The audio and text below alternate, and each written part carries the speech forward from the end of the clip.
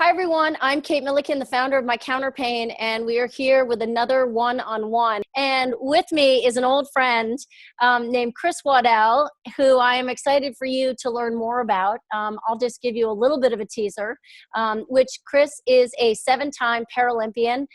He has competed in the Paralympics in both sit skiing and also on the track.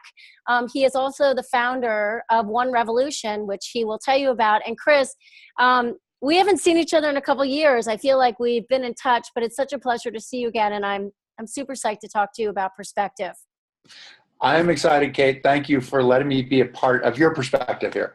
Thank you. MyCounterpane has been going for about 3 years. And one of the things that we've noticed with our users in all chronic illnesses that we are catering to, is this whole idea of a moment that we call the boom moment. We have this wonderful user who talks about his boom when he got his MS diagnosis. And I wanted to start to set the framework about who you are, to talk about I know you've had a boom moment, which you'll tell people about, but I want you to kind of set the stage of who you were before you had your moment of boom. My moment of boom, and so I'm assuming, so my moment of boom is a little bit different, I guess, in that I had a traumatic injury. I was a ski racer before my accident. I was ski racing at Middlebury College. First day of Christmas vacation, went home, took a couple of runs with my brother and a few buddies, and in the middle of a turn, my ski popped off. Fell in the middle of the trail, didn't hit anything but the ground, and broke 2 vertebrae. So that probably qualifies as a boom moment, I guess. Well, there are probably many boom moments that have happened since then, but that was one significant. That's the one I was starting with that kind of began your journey for sure. Okay. So talk to me about, I kind of want you to deep dive back into that time, which I know was such a long time ago, of remembering how that all unfolded and recognizing the severity of what had happened. I don't remember anybody telling me that I was paralyzed. So I never had that moment of like, you will never walk again. My parents, my brother had that moment with the doctor and never had that moment. And so for me, it was a matter of kind of figuring out what was going on. And I think that some of it also was based on where I was in my life. So I was 20 years old. I was in college. And in a lot of ways, I was preparing to leave the comfort of youth and have to be on my own, and think that that's a scary thing, to be in a position where you're creating people, where you have to provide, you have to protect, you have to be responsible, which as a kid, you really don't. And so I think I was open to a whole lot of different, looking at challenges and thinking, whatever challenge is out there, I've got to kind of confront it. And this was a far bigger challenge than I had anticipated, but at the same time, I felt like there is a solution. There's always a solution to what's going on, and I have to figure out what that solution is. And the funny thing is, it works in a couple of ways, though, too, right? Because the solution is often what we assume to be like A to B. Like for me, it was, okay, the solution is that I've broken my back, I'm paralyzed, I will get out of this bed and I will walk again. That's the A to B. The other part of it is the part are looking for a way to become more complete and more whole. And ultimately that's from learning. And I mean, the only guarantee as a human being is that we're going to struggle, right? We're going to struggle at some point in our lives, or at many points in our lives, or at many points during our days. And what we do with that struggle is ultimately how we grow as people, but also how we find success, and probably also how we find meaning within our world. And so it was the two things, the A to B of like, I will walk, which I have not done, right, other than with sort of straight leg braces, but that's a different thing entirely. But that I've found that sense of perspective and that sense of enjoying the struggle and learning and benefiting from that struggle. Which, by the way, even in light of our relationship and knowing about your story, was a strong 2-part process. Because I feel like for you, I feel like when I first met you, it was very clear that you had that A to B, that you were going to be incredibly determined to get there. Before you made that decision, in whether it was the days or the weeks when let's say you were still in the hospital when everybody was calibrating, was there a moment or two or many where you really had to fight to get to that instant A to B perspective?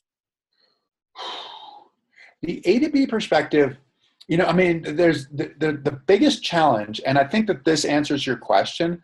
The biggest challenge that I had is that when people saw me as viable. So like I was in the hospital for 2 months.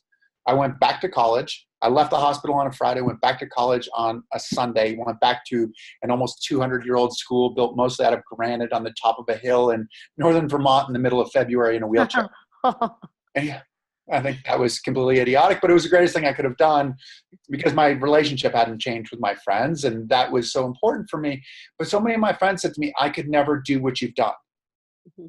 And I was elevated to this superhero kind of status, which was really comforting, but also probably the most debilitating thing that I experienced. And it continued to grow from that moment at school to when I started to compete, to when I started to win, to when I was in the media, to when I went out and did speaking engagements for different companies, that this is what I was supposed to bring. I had to be the superhero. This is what they wanted from me. And so it was like playing a role. I was an actor. What's so interesting about that, I can say, I think that in terms of a diagnosis or bad news or a tragedy of any sort, or an accident, whatever, that there's enormous power in how you decide to front the information. So certainly I can speak from my experience with MS, making a choice to be honest, just butt honest about it from the get-go, finding out for many people in my case that they didn't know what MS was, right? So by being like, do you even know what it is? Let me explain it to you. It's a crapshoot. Things could go well, things could not go well. And it kind of became a non-issue. It's almost like for you, because your approach to it was so forceful, like, I'm going to do this, that everybody did have to lift you up to set that expectation. I think so. I think in a lot of ways it was setting that expectation, and it was such a burning desire to fit in, mm-hmm. to fit in and not be left behind. And in order to fit in, I kind of had to be a superhero. Right. In order to, and so people are like, you're my inspiration. I'm like, really? So that means I can't have a bad day because I'm your inspiration. And that was ultimately the biggest challenge, where the other boom moment, I don't know if I'm getting too far ahead at this point. This is right where I want you to be. Okay, perfect. Good. The other boom moment for me was really when I climbed the mountain. When I climbed Kilimanjaro, I thought I was going to climb Kilimanjaro, and I went with two perspectives, really. The perspective of I have to consolidate this image of being a superhero, because that is going to lead to my legacy for the rest of my life. And I need to divest myself completely from the superhero, which I look back and I'd written a bunch of blogs beforehand. And as I approached this, I felt like in some ways, going back and reading them, that I kind of prepared to fail. And I told all these people, you need to watch, because we needed to have fans. Yeah. But then they might watch me in my most colossal failure. Right. So let's back up just for people that don't know. So here you are and the superhero status. You are working incredibly hard to train. You become a Paralympic athlete. You totally crush it. And after that, you decide that you're actually going to do something even more impressive, which is to use an arm wheelchair to ascend Kilimanjaro. So on top of the Olympic stuff, the Paralympic stuff, you're ratcheting up even more. Like, if it isn't enough already that I competed 7 times, now I'm going to take it even higher. So, and there was a need for that. And I don't know how this applies to your group, Kate, but the hardest thing that I ever did was retire from competitive sport. All the identity issues that you associate with people coming out of the hospital with a traumatic injury, I didn't experience those after the accident because I was so afraid that they might be real, that might be my life moving forward, that it was all about action, and it was about getting better, and it was about going to school, and then it was about competing, and then it was about getting good, and it was about, and then I stopped and I thought, I have no idea who I am. Yes, I used to be that person. I used to be a world champion, but now what am I all about? And the hardest part was that I felt betrayed by my passion. Mm. My passion woke me up every morning, like woke me up early in the morning, one more set, one more rep. And I fell off a cliff when I stopped. And so I So did felt that happen pre-Kilimanjaro or pre-Kilimanjaro. Yeah. pre-Kilimanjaro? So there was a moment, actually, our friendship timed out, where this is where you and I met. I had been diagnosed with MS. I had made a choice to not only work with a conventional neurologist, but also work with an osteopath who made me believe I could make myself better. And after we had this incredible, powerful meeting, which I remember really well, because I think we were talking this language of what does it mean to deal with adversity. And you had written a blog afterwards, and I just want to read one paragraph of it. As the July rains fell in sheets on Tribeca's Greenwich Street, I felt drawn to Kate's energy, yet like a magnet of the same charge, I ultimately felt pushed away. And what I remember in that moment, having that brunch with you, is I had fully committed to my own sense of possibility, of moving forward, and feeling a little crazy that I could think I could heal myself and be a different person that way. What was happening to you in that moment? In that moment, that was really when I was in the midst of feeling jilted by my passion, and I was looking for who I was. I was looking for a purpose. Climbing Kilimanjaro was giving me a greater purpose. One, it was, some of it was my legacy, but some of it was also doing something that was bigger than me, myself. There are hundreds of millions of people in the world with physical disabilities, and in a lot of ways, it's an invisible part of the population. So that took you to a more altruistic place than just being an Olympic athlete.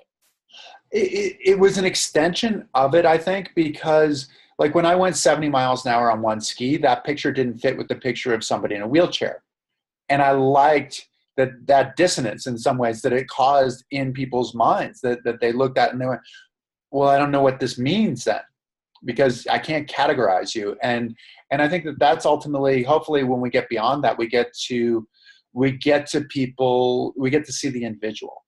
And if we can see the individual, then we can kind of get their story as opposed to assuming what their story was. And I saw that as an athlete. But with climbing Kilimanjaro, in perspective that people could understand more. Paralympics are a tremendous sport and tremendous entertainment, but the perspective is a bit of a challenge sometimes, because it's one person in a wheelchair beating another person in a wheelchair, or one person with one leg, and sometimes the audience has a difficult time putting themselves there, where climbing a mountain is something that people understand. Metaphorically and literally. Yes, exactly. So what happened on the trip? What went right and what went wrong? What went right and what went wrong as far as the mountain was concerned? Yeah. The thing that went the most right was the team. Getting to share this, we had 8 people on our team. We had 4 people on the production team, doing the film, doing the documentary that we did, One Revolution, as well. And then we had my guide, Dave. We had Bob, who was the chair of my board. We had Nate, who was our doctor, who luckily we didn't need his surgery. He was an orthopedic surgeon, so we didn't need his exact specific skill set, which was good. But getting to share it with those guys was really the best. And then we had 69 porters, but getting to share it with all of them was really the best part for me. That was what went completely right. What went wrong was also what went right as well, in that there was a part right below the crater rim where there was this boulder field, and I couldn't get over this boulder field. And my vehicle, it sort of looks like a Mars rover married to arm pedal power.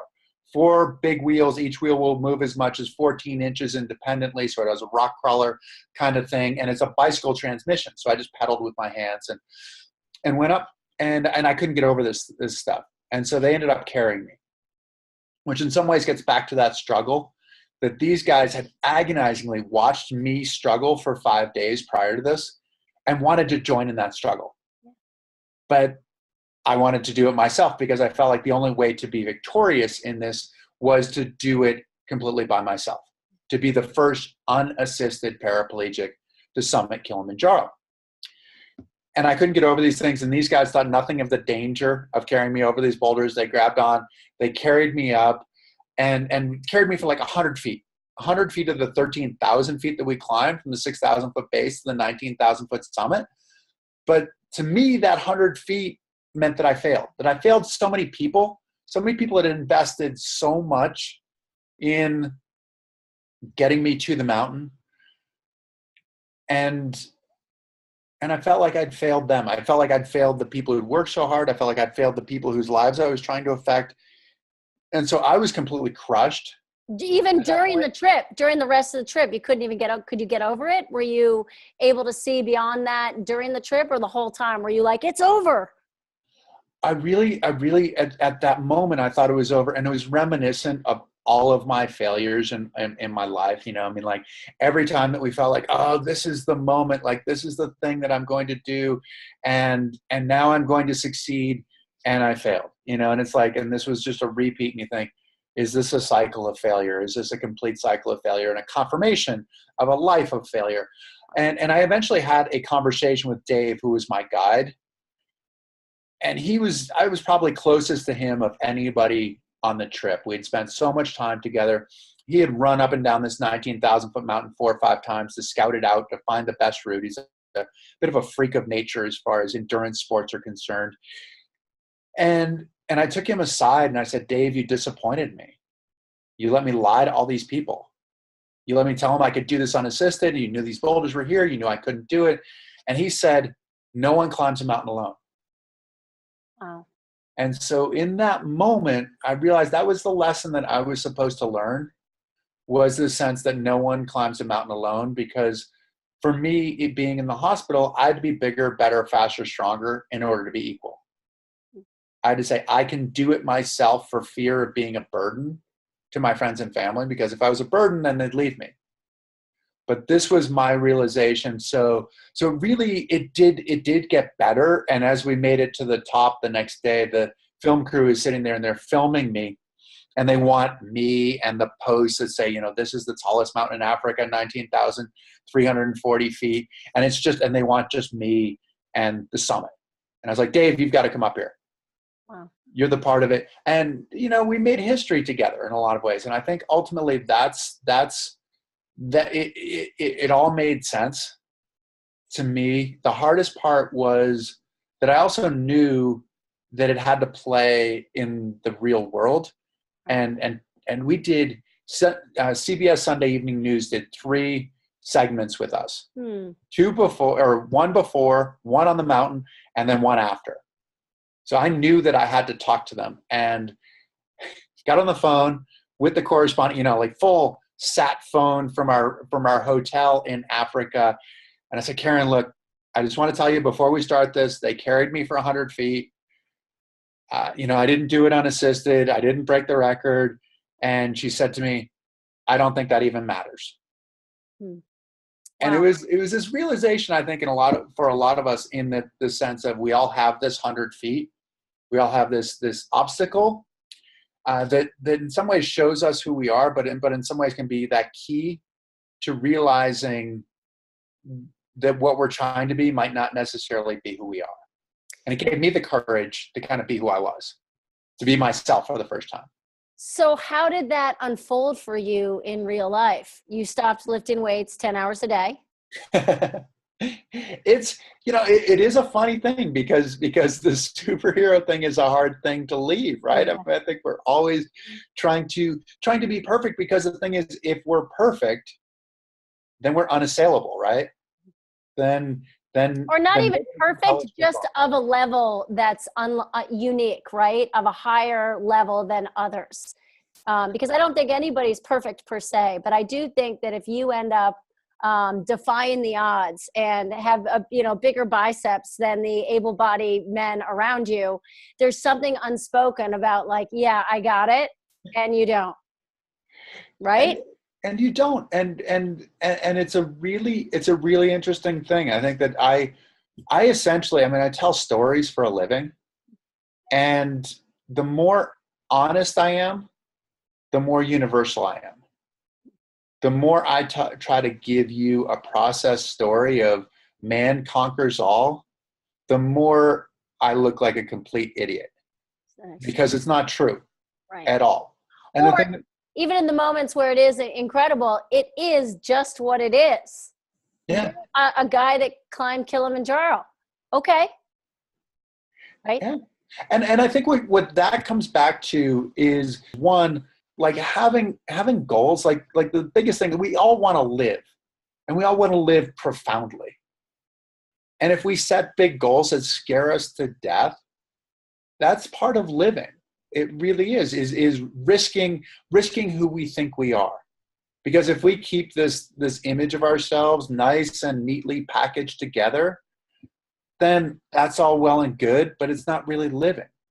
It's a fluid, malleable thing that is us, that we have to keep doing that. And that's part of the reason, I mean, the significance of climbing Kilimanjaro is probably more the decision to climb the mountain than it was making it to the top. The making it to the top was really an act of perseverance more than anything else, which ultimately becomes the metaphor for life, in that we realize that continuing to make a difference every single day is probably the most important part in how we get to those great goals.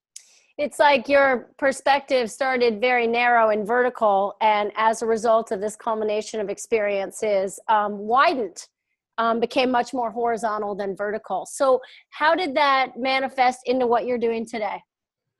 How did it manifest into what I'm doing today? It's a great question. It's really funny. So one of the things that I did just recently, because part of it is, and who knows, right, where these things come from, because part of the expectations are that we think that other people have expectations that they've placed on us, and sometimes we're deriving what we think they think about us. So like one of the biggest, I just published my first children's book last year. So it's been out for about a year or so. It's called "Is It Lonely to Be a Four-Leaf Clover?" And it's about this four-leaf clover that's hiding what makes it great. It's hiding the fourth leaf. So the four leaves stand for love, hope, faith, and luck. And the fourth one, it being the luck one. And why would you ever want to hide a leaf that's for luck, right? I mean, it doesn't seem right. And then it meets a dandelion. And the dandelion, it never hides from anything. And they end up falling in love, and they have a child. The four-leaf clover becomes pregnant. And the question is, what's it going to look like? You know, is it going to look elegant like a tulip, or is it going to be fortified like a rose? And it ultimately looks like all of us. You know, we're as unique as a four-leaf clover, and we're as bold and fierce as the dandelion. And so I produced this thing, and I actually learned how to draw in order to do this, which is back to that whole idea of doing something every day, where I couldn't draw. When I first did this, it was just all stick figures, but I read a book that taught me how to draw, and I did all of the exercises, and eventually it started looking like what it was supposed to look like. Wow. Which was really cool. But I was thinking, I was like, really? So I am going in this direction of like nebulous, sort of artistic kind of direction, as opposed to this concrete, like grown up adult sort of job that my father might want me to have, kind of thing. And you know, and part of that are the projections that we put on other people, and thinking, okay, this is what I'm supposed to do, or put it on ourselves, like this is what it means, and it's irresponsible to go in that other direction. And I think that's been one of the challenges, and reminding myself through history, through what I've done, that some of my greatest revelation about myself was through what could be perceived as a complete failure. Yeah. And then it was really my greatest victory. And so wanting to learn those things. I know that within your newfound amazing career that I didn't even know about, you also have spent some time actually on the speaking circuit, speaking to kids in school. Yeah. What has been their impression, and what is the lesson that you try to put out there when you talk? So with One Revolution, our mission is to turn perception of disability upside down. It's why I climbed Kilimanjaro to start off with, because that picture of me at the top of the mountain doesn't fit with the picture of the wheelchair. The other part of it is that a lot of it is about the perceptions that we have of ourselves and others. So our educational program is called Name Tags, and it's about the labels that we put on ourselves and others, which we can keep these things forever. Our second grade teacher told us we really weren't that smart, and we go the rest of our lives thinking, you know, I'm really not that smart. And it's in the subconscious. And I think that it's often that creates our limitations. So the program is about resilience. Our motto is, it's not what happens to you, it's what you do with what happens to you, which is intentionally universal, that it can apply to you as easily as it can apply to me or anybody in your audience. On MyCounterpane, I have become fully convinced, as a result of seeing over and over within the chronic illness community, that perspective is healing. How do you respond to that? Perspective is healing. Yeah, I think I mean, it really is. And your perspective changes in so many different ways. And in some ways that sometimes is the greatest gift. But perspective is healing, is trying to figure out what healing is. Like, I thought healing meant walking. And if I didn't walk, then I wasn't healed. And so I went to a secondary rehabilitation place called Shake a Leg. And it was a holistic healing center, a lot of body work, these kinds of Rolfing, Feldenkrais, massage, that kind of stuff. And they had an off Broadway company come up and put on a play at the end. And they asked me, well, will you audition? And this is when I was getting my straight leg braces, these braces that would straighten my knee out, lock my knee in, and I could walk with crutches, and then I could be upright. I could go from being 4'10" back to 6 feet kind of thing. Mm-hmm. And what I realized, I mean, one, it was like doing the play was this sense of perspective of just scared me to death talking in front of 5 people before. Now I'm peeking around the corner to see people come into the auditorium, because it's kind of like riding a roller coaster. And you think, if I'm going to do this, I want to be really scared. Right. And I'm sort of tormenting myself backstage. I'm like, what if you forget your lines? And just trying to make myself more scared as I went on. And it was great. And that perspective was that being healthy was really about being who I was, and being willing to figure out who I was. If I was trying not to, if it was about walking, if it was about being the superhero thing, that was a lot more about hiding. Mm-hmm. Right. Even though in theory you're more of a presence on the outside, it's not really addressing the inside. Yeah, exactly. So that was the greatest perspective, is that happiness, which is so close to healing, is really derived from that sense of being who we are and figuring out who that is, and realizing that that's where our ultimate power lies. Awesome. And I couldn't agree with you more. It is such a pleasure to see you, gray hair and all. It's awesome. And I know our paths will cross again. Chris, thank you so much for your time and being as interesting as you are. It's just awesome to hear about the journey you've been on. And I know that a lot of the people watching this can totally relate. So thank you for your time. Thank you, Kate. It's always a pleasure.